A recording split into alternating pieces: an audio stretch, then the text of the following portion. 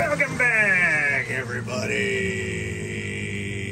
Welcome back to the Canyon. Welcome back to another installment of the Quickview series. This Quickview drew out of the dark recesses of my brain, which is let's call it a side effect of hyperfixation, where I get a thought and I can't unthink that thought, and then instead of unthinking it, I just think about it more.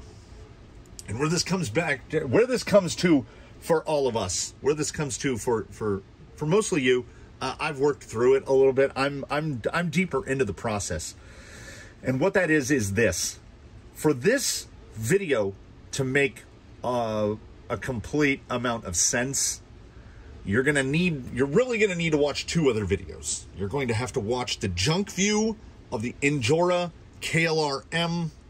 This guy will be up over here. And then after you watch that one, if you've already watched it, great. And then after you watch that one, you're going to have to watch a video basically titled Unrequited.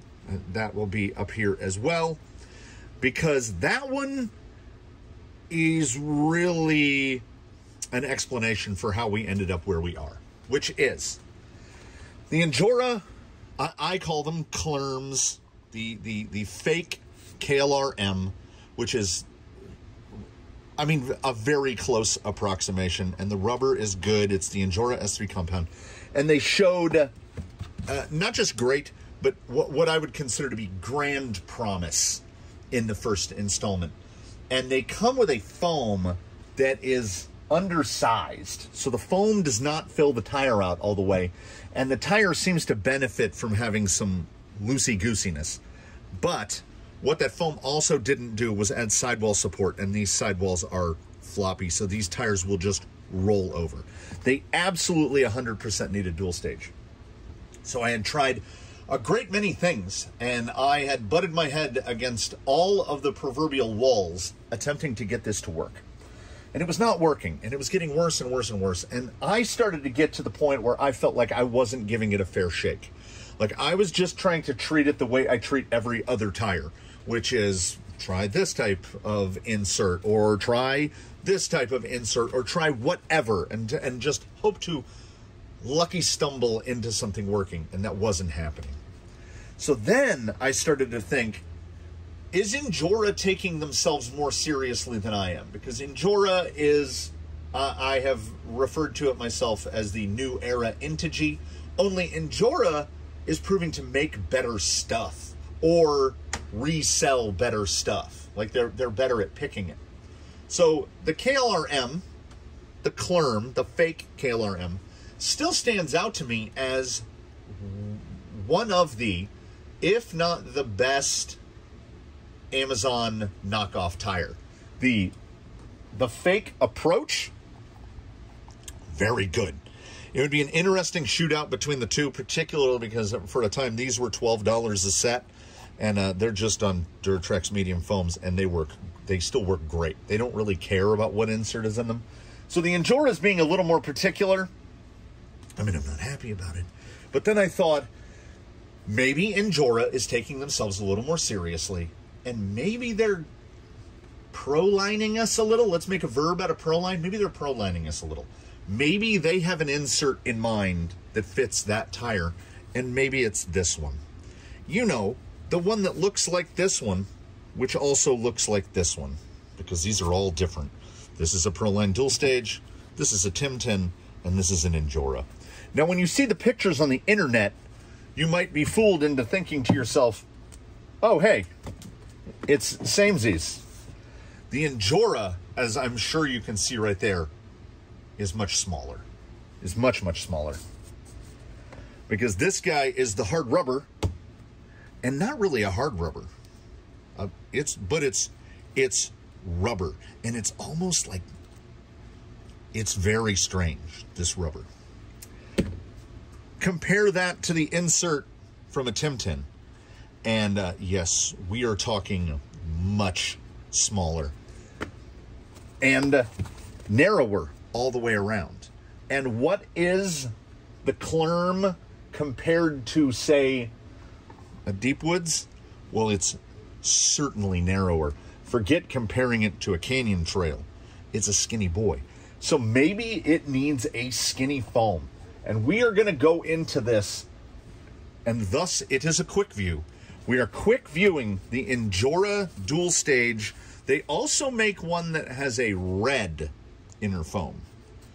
We are going to test the blue inner foam one, because I mean, look at the skinniness. Proline is the widest. So I measured this. These guys are 45 millimeters wide. These actually, this guy's a little narrower. He's closer to 40. So 45, 40.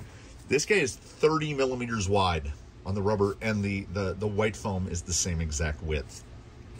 But, oh, yes, lest we forget.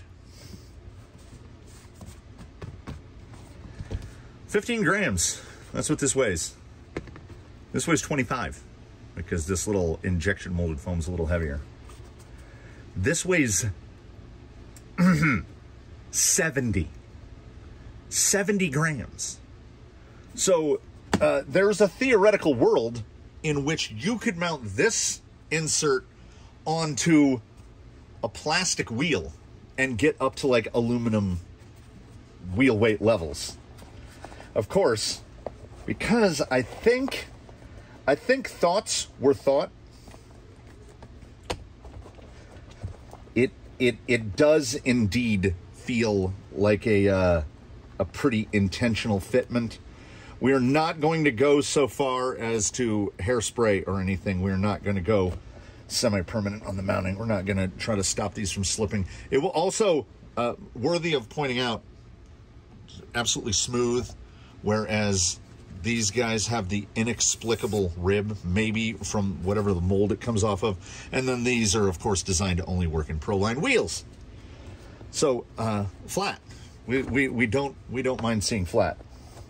So we will mount up the fourth one, and everything goes together very authoritatively. It gives a nice flat profile across the top, which is generally what we want. There are some tires that can get away with a bit of the dome, a little bit of the dome. And we are going to, we are of course going to attempt to make an effort to mount it in the correct direction. I've already mounted the other three. There was such an almost overwhelming compulsion to be like, mount them, take them out there, drive them, then make the video. And then the other part of me, the content part, was like, brother, that's not how you do it. Like, we share in a shared experience where if it's an abject failure or if it's pleasantly surprising, we get to journey to that destination together. So I said, you know what? You're absolutely right. And you see how hard it is to mount clerms. Doesn't really matter the insert. They mount this easily all the time. I don't think, and I'm going to flip this over to prove myself wrong. No, I don't think I've ever popped a bead on one of these. It does look like the rubber will have some shiftability. We will see how much they move in service. Let's see. Did he get it right? Same ways. Same ways. Hey! 4 out of 4. Quickview, Injora Dual Stages, which are not the same. This is why in the past I had pointed out, importantly, that if you are going to attempt to fashion your own set of double buns or like these with the reticulated polyethylene, you got to use the Timtons because they're foam. And also, the foam is the correct size to cooperate with a medium hair bun to make a double bun. These are very small. They're very small, relatively speaking. So I don't know what would happen. And you know what? Come on. Y'all know where you are. I know where I am. I think I know where I am. Are we going to end up there? Of course we are. We are going to end up there. We will find out. I mean, these might work just great. I do have a full disclosure for clarity. dating back to the times before the YouTubes, the times before crawler content was uploaded on this channel for the YouTubes, there is a set of the red ring Injora inserts. It has been in service for a very long time in iron sides inside the axial rip saws, which are sub 4.5 inch tires. I think they're like 4.35s or 4.45, something like that. So the reds are very similar to the blues in that they have a very dense inner, but they are a little bit wider, if memory serves. These seem to perfectly fill out these tires. Look at how, like that's perfect. They feel good from the side. They feel good from this way. They feel like they're going to offer enough side hill support. They feel here, they feel like they're going to do the thing. And I desperately want them to do the thing because I want these tires to be better. Like they were in junk view terms, they were as good as we've gotten. But I think they can do better than that. I think they can move to a proper quick view. So, I mean, technically, this should be a junk view because it's an Amazon insert that costs $17 for a set of 4.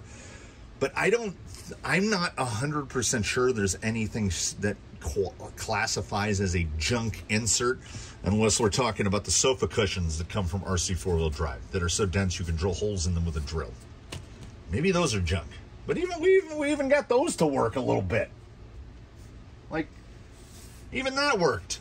So, I don't know if there's such a thing as a junk insert. There's just a junk insert for that moment, that rig, and that in that application on that surface. And here, I'm hoping desperately that these are the correct insert for the surface. Oh, we got to get out there. We got to get into the gnats. We're gonna run a sort of a modified version of the tire testing protocol because we're not expressly testing the tires, we're testing the inserts. But we will do the points at Slick Rock, we will do the staircase, we will do Daphne's, we'll do the big side hill, we'll do the small side hill, we'll do the more difficult side hill. We will do a couple extras that aren't ordinarily tested in the tire testing protocol, but may at some point be integrated into the future. So this quick view, it won't be quick, don't think that. But this may be some future stuff for the foam testing protocol because testing the foam independently of testing the tire is something that my brain constantly wrestles with.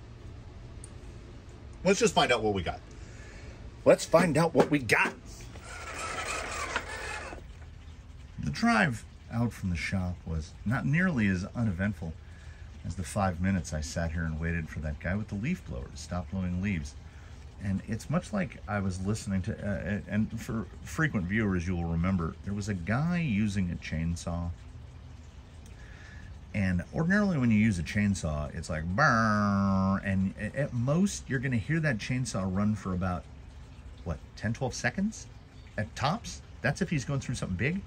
And then you'll hear, and then brrr, he goes through another one, right? There were stretches where it was full tilt moan from that chainsaw for like 3 minutes. Wah, just going full blown. Same story on the guy with the blower. Like, I waited about 5 minutes. Who knows how long he was going before that? Just like you never heard it idle down. It just whoop, full blast. Bro, what are you doing?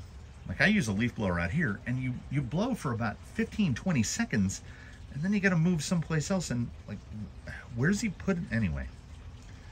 They feel fine. They seem to be tracking pretty straight. They look pretty good. I love how straight and at attention the sidewall is. They look good.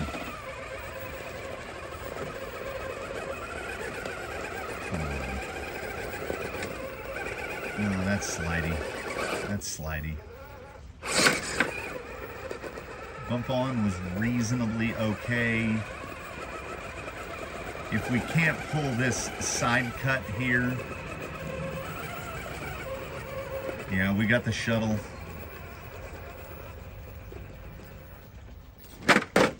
Sidewall support was looking pretty good. Sidewall support was looking pretty good. Nothing else is. Like,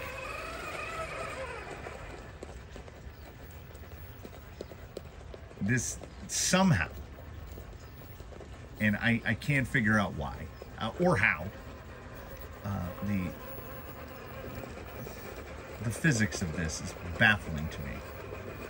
But this dual stage is somehow worse than the ill-fitting single stage that it came with. No foam has successfully improved this tire. How about belly? Nope, it's still hanging up.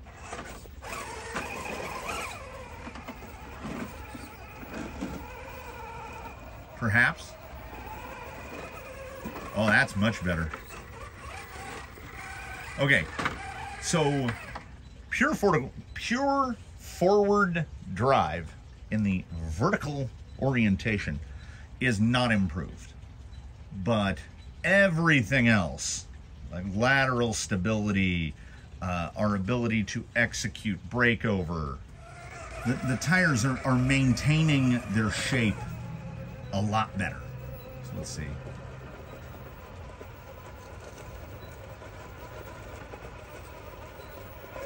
But again, we get to that spot where we're just running out of drive. And like right there, can't pull the rear over. We get that. I mean, you can watch it, just oscillating. That's a lug catching, a lug releasing, and we'll just let it go. We'll see if we can create. There we go. Yeah. Is it so? The long of the short question becomes: has it lost forward drive to a sufficient degree to negate what we've picked up in other attitudes?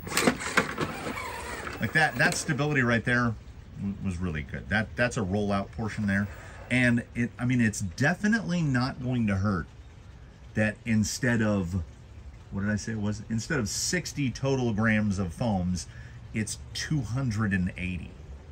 That is a significant. That's 10 ounces. That's a significant amount of weight. So we've added half a pound of unsprung in foam, which is, well, foam and rubber, which is weird. So we're about to find out: is the staircase just about pure forward drive? Or is it more about the tire's ability to side grab, to handle side load? Because on slick rock, we're getting a little catch and release here. Trying to move the front to the left, it kind of wants to go right. Yeah, we're just... We got a sawing motion going. It's just back and forth. Okay, right there. Trying to use that driver's side lug to pull us to the left. And I can genuinely feel the weight of the inserts. And it's like they've got, the traction is right there.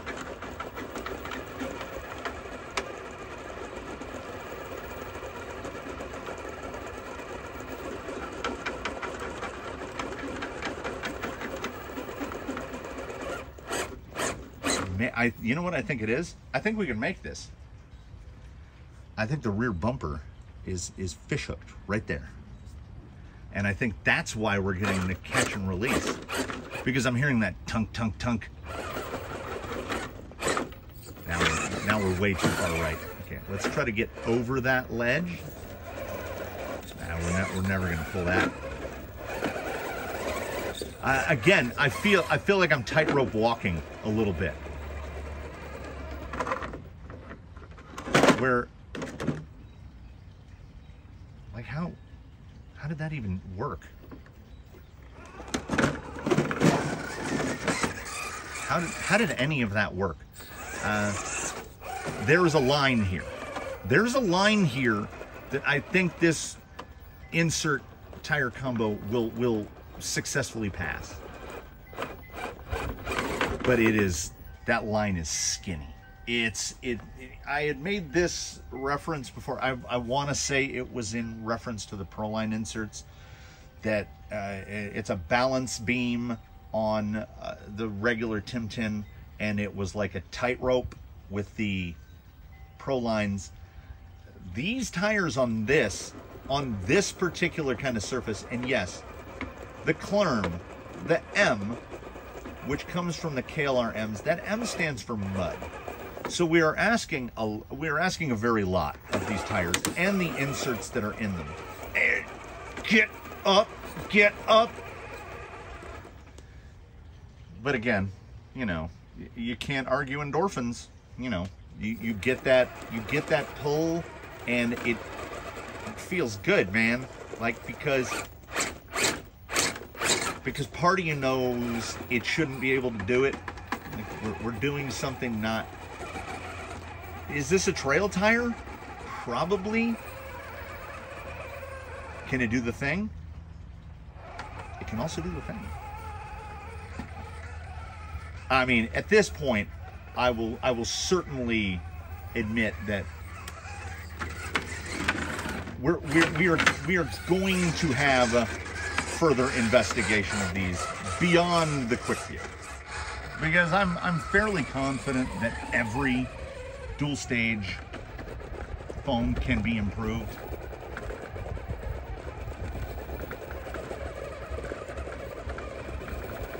And maybe a double bun structured around this inner rubber, maybe that's something. It won't do it. There we go. Now, I have found the firmer the inner on a dual stage, and these are not just firm, but like they almost feel like if it was solid, it feels a little bit high bounce ball. Ordinarily, we don't want that kind of rebound, but they are responsive to bigger throttle stabs. So maybe it's more of an all-rounder than it is purely for crawling.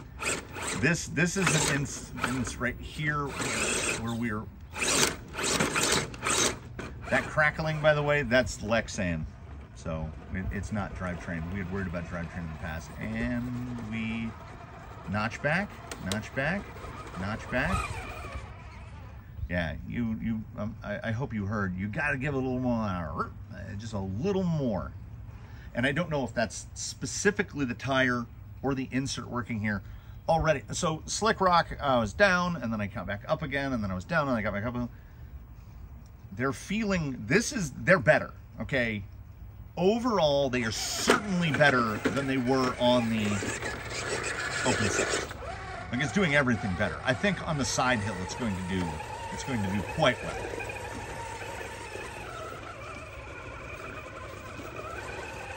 Has it lost too much forward drive? I don't think it has. I think instead, I think what we're witnessing, at least on a small level, is we may have gotten to the limitation of the design of the tire itself, which is, this is a big, chunky block tire that is relatively narrow. Like, it's not pin seeker narrow, but it's pretty close. So these tires are pretty skinny. And then we throw on a big lug, so our actual surface contact patch is smaller. So we're putting more pressure on smaller points, which is why I think we're seeing grab and goes. Like, it'll grab and look like it's gonna go, and then when it goes to transfer from one lug to the next lug, well, there's nothing there. There's a big gap between the big chunky lugs, and you get into that gap, you drop. You get into that gap, you drop. That's why I could kind of just stay in the throttle at the breakover, and it would eventually kind of squirrel itself into a spot where it could pull up. And the here's the quick view, the relevant quick view portion of this. The inserts are not holding the tires or the rig back at all. They're doing everything that they can. I think the weakness here is the design of the tire itself, which is, by nature, it's a mud tire. So do I still think that this is the best tire on Amazon? I think it punches so far above its weight, it's kind of crazy. I would have to put it side by side against the Amazon Approach. That might be an avenue worth driving down. But like this, despite how light that passenger, the high side looks, it feels more composed than it looks. And that side slide, it's side sliding more than I thought it was going to. But again, I think that comes back to just the nature of the tire. I don't know if I've ever gotten stuck right there before.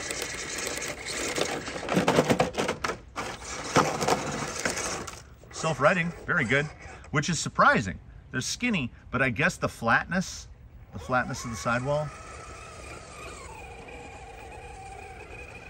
It's a thing where if trailing were a thing that I did more, and I mean we kind of have enough room here, but not really. This is solid.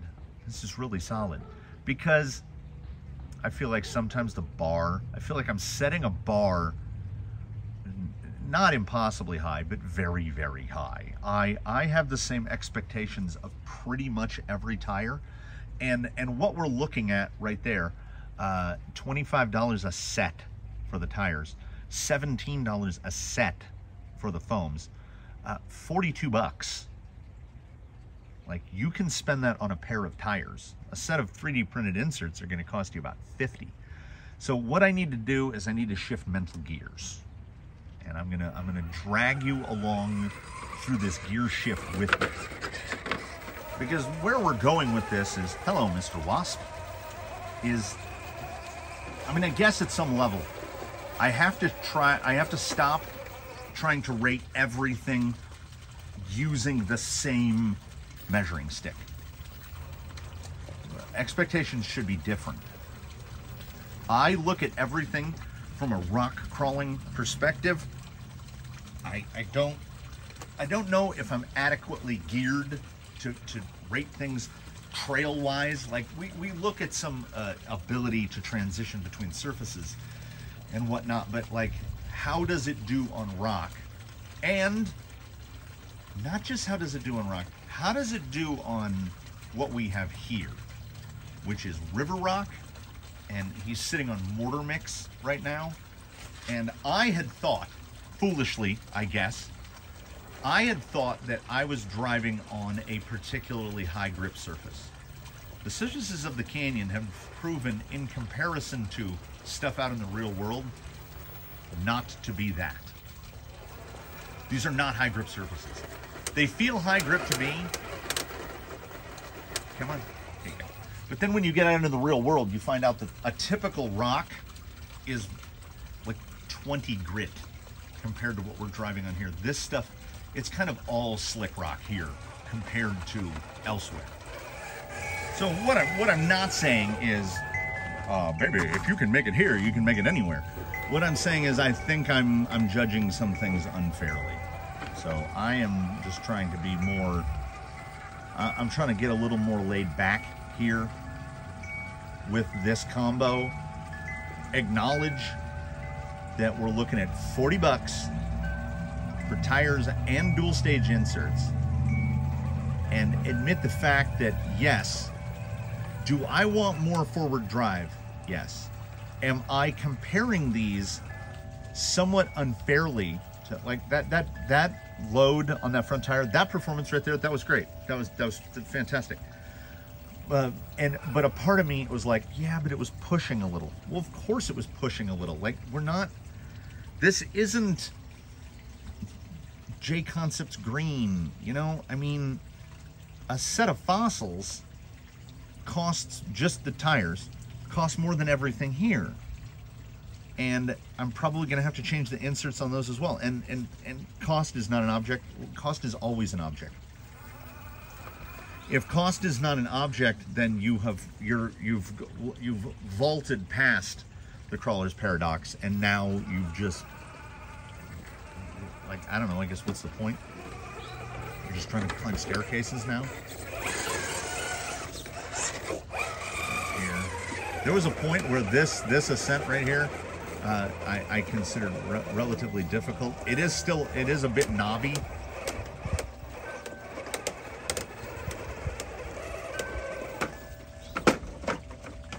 And, you know, sometimes things prove themselves. So what I think we need to do, we need to look at the positives. The Injora foam, half foams, the Injora Dual Stages, the blue Injora Dual Stages, wow, we really got to drill this down. They appear to be close enough. That really does sound like not Lexan, but okay. We interrupt this Quickview to satisfy a curiosity.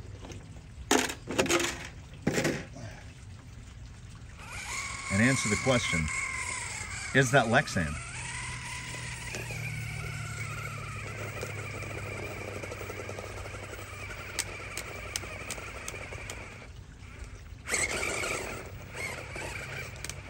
Nope. I have had this, okay, another aside in between the satisfying the question of, is this Lexan?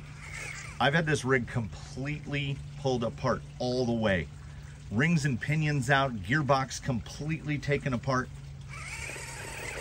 I can't find what's doing that. I can't find it.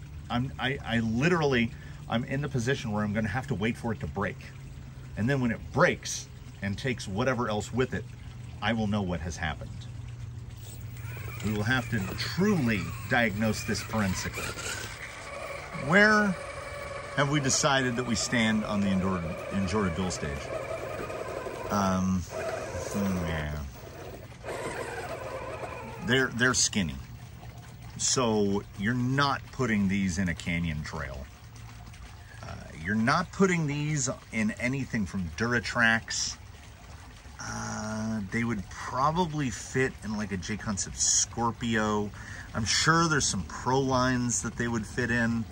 They certainly fit in the Clerms. They're a near perfect fit in there. And at some point in the not too far future, we will find out how they do as a double bun, because I haven't given up on these tires yet. In this configuration right here, if you are doing mostly trailing with some crawling, this combination will be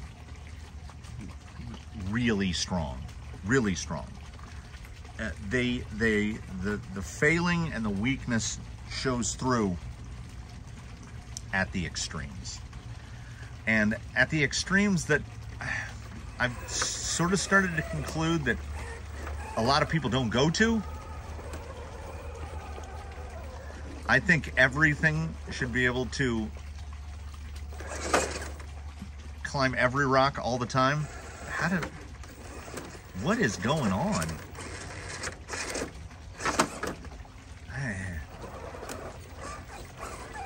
They are nice and heavy, so you're adding weight.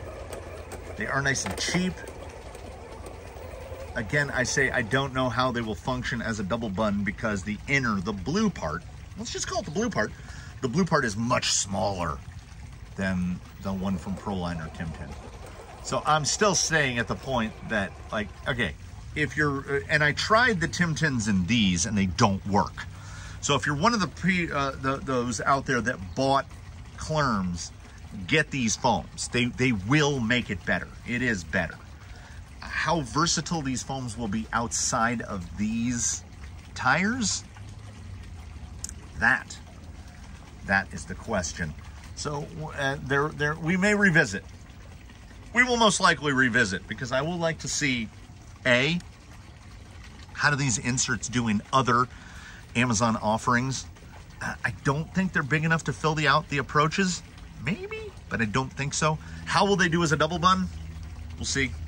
But, and I think most importantly, that's why I saved it for the very, very last. Well,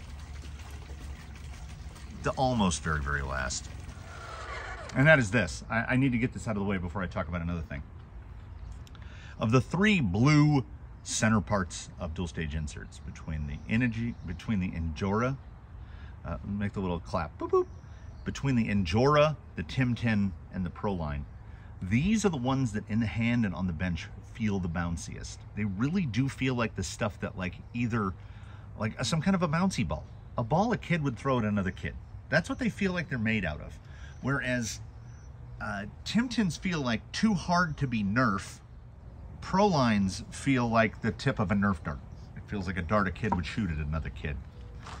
So these are the bounciest in the hand and on the bench, but they don't feel like it in the tire. I don't feel any excessive rebound from them. In fact, they act a little bit of, there's almost like some shock absorption to them. Like they feel more damped. They certainly feel more damped than the Pro Lines. They feel a little bit more damp than the Tim 10s, and I don't know how much of that is the compound and how much of that is just the weight. The other thing is, I think I might have figured out the clicking, because I was manhandling our buddy Baseline here a moment ago, and he has got some distinct wear patterns on the knuckles of on the U-joints of his universals and the insides of his knuckles. So I think what is happening is that at full lock like this, when we're putting load on the C-hub and the knuckle, the plastic C-hub is twisting, and it's actually when the universal turns, the edge of the U-joint is grabbing it and going click, click, click, click. And that's why it looks like that surge where it looks like something's broken. So I think the short of the long of that is we need some alloy or brass C-hubs on here. I think the knuckles are fine. He has never appeared to need front weight. But for those of you running a bunch of power and a bunch of steering angle into your element axles, if you ever get a clicking, that clicking is potentially the actual C-hub flexing, perhaps due to the amount of torque that's being exhibited upon it by that steering servo. Because I noticed, this is how I kind of noticed. When I do this, it doesn't do it. Wow, look how good it looks right here. Mix in some angry Lexan noises. Not a normal bump spot, but we're gonna try it anyway.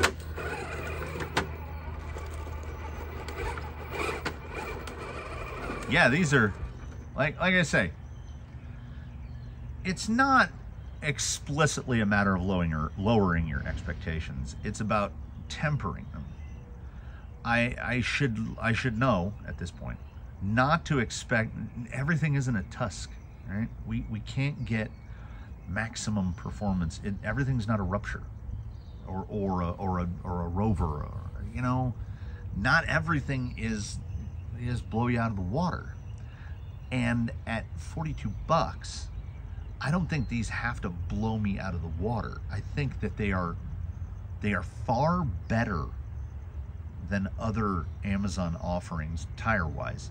And I think that there is a 25-cent word incoming. There's a proper synergy between the foam and the tire. Almost like somebody thought about it. Maybe they didn't, but that foam to tire fitment is very, very good. And recommended. If you have clerms, okay? If you have clerms and you, like me, have been not wowed by those the inserts that come with them. These are your guys. If you don't have clerms and you're looking for dual stages to put into insert tire here, buy the Timtons. These will be an X factor. The inner rubber is heavier, but it's also smaller. So as out of the package, it's probably not going to fit most 465, 475 tires. It fits these really well. And prior to just a few short days ago, it had never occurred to me that what is effectively an Amazon, basically an Amazon-based knockoff company, would make a foam tire combo designed to work together. I'm surprised. Here's the one. Here's the one to ask yourself, because I had gone through this in another video. This is tangentially related. How come nobody has cloned Proline's foam retaining beadlock thing? They're like V-shaped wheels. How come they're the only one that does it?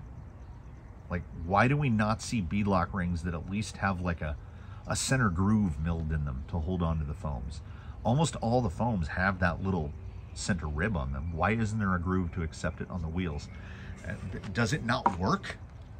Does it need to be that big? Does it need to run the deep V? I don't know.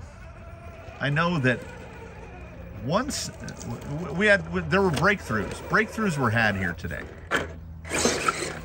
I figured something out more about myself than about the foam or the tire, which is, don't expect everything to, it's not all home runs, you know. The best home run hitter might 1 in 10, 1 in 8, 1 in 9, take 10 at bats, hit 1 home run. Sound about right?